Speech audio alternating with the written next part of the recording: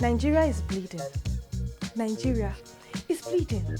And we know the source of the wound. We know where the pain is coming from.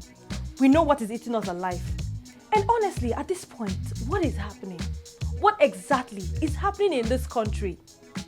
Over the past few days, it has felt like a dark cloud settled over this nation. One outbreak after another. It started with the kidnapping of a brigadier general, a whole general, taken by armed men. He struggled, he fought, he escaped. And before he could even call for help, before he could get to safety, they caught up with him and they killed him. They killed a general of the Nigerian army like he was nothing. If a whole general is not safe in this country, then who exactly is safe? Now, before we could even process that pain, before 24 hours passed, Kebbi State happened. Early on Monday morning, gunmen stormed the government girls' comprehensive secondary school in Maga, inside Danko Wasago.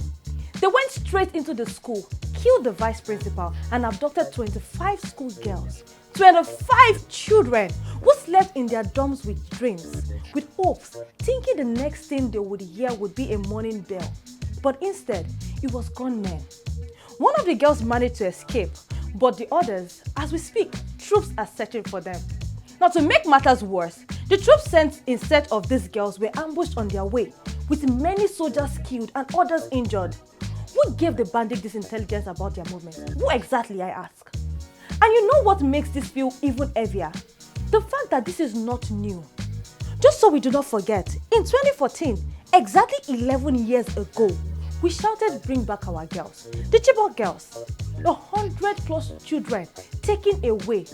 And yes, some never returned. Some died in captivity. Some are still missing till today. 11 years later, we are here again, still talking about schoolgirls being snatched in broad daylight in Nigeria, 2025. And the circle continues like nothing changed. Before we could even breathe from that news, another video hit the internet, this time from Kwara States. A church in Eruku, Ekiti local government, during a quiet evening service, worshippers were praying, singing, minding their business. Then suddenly, gunshot. Gunmen burst into the building. People ran. Elderly people trying to flee. Chairs scattered, shouting everywhere. By the time the shooting stopped, at least 2 worshippers were dead. Some were injured and several people were abducted. Properties taken, bags, belongings, whatever the attackers could carry. Everything was caught on camera. And the only thought that comes to your head is how? How is this still happening? See, when you put these stories together, the schoolgirls taken in Kebbi, worshippers attacked in Kwara, you start to see a picture that is bigger than religion, bigger than tribe, bigger than region. It's a picture of a country fighting a monster that keeps growing because the people who should tame it keep looking away. The truth is, the insecurity in this country is deeper than we think. If we're being honest with ourselves, it didn't start today, nor did it start yesterday. We are living in a wound that has refused to heal. Because every time we try to clean it, something else comes and cuts it open again. Now, barely 24 hours after the attack in Eruku, Kwara State was hit again as bandits abducted 4 rice farmers in Bokongi village, Edo local government, deepening the growing fear in this area. Now, the attackers struck around 6:30 p.m. while the farmers were at work, seizing 2 men at first and then grabbing another 2 from a nearby farm. Residents say the bandits stormed the field, shooting sporadically before dragging the victims into the bush with no ransom made yet. And the part that hurts the most is the silence. The silence from places where voices should be the loudest. Sometimes it feels like ordinary citizens are the only ones crying, while the people with the power to make change are whispering. These attackers are not ghosts. They negotiate with the government officials. They work freely. They buy ammunition. From where? From who? They film their operations proudly because they know nothing will happen. And honestly, that is the scariest part. And then there's this part that pains me deeply. Look at the NYSC. As all this insecurity is happening, our fresh graduates, people's children, young people who just finished school 2 minutes ago are being mobilized to these same hotspots. As I speak, many corps members are currently on the road traveling to camps. Some few days ago, Some people traveled. Some people used overnight bus because camp has resumed. And yet, these same states where bandits are picking up school children, where kidnappers move freely, where communities cry every week, NYSC is still deploying innocent fresh graduates there. Just Thursday morning, as at the time of filming this report, an 18-seater bus conveying corps members from Ondo State to Gombe was involved in a fatal accident, killing all potential future leaders who just wanted to serve their father's land.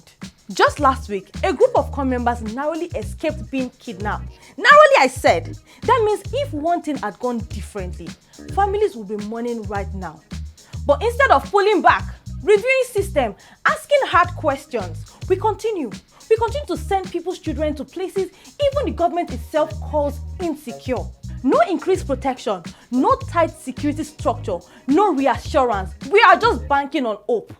And I want to ask genuinely, honestly, is it worth it? Is serving this country worth risking your life for? Because if something, God forbid, happens to these corps members, who takes responsibility?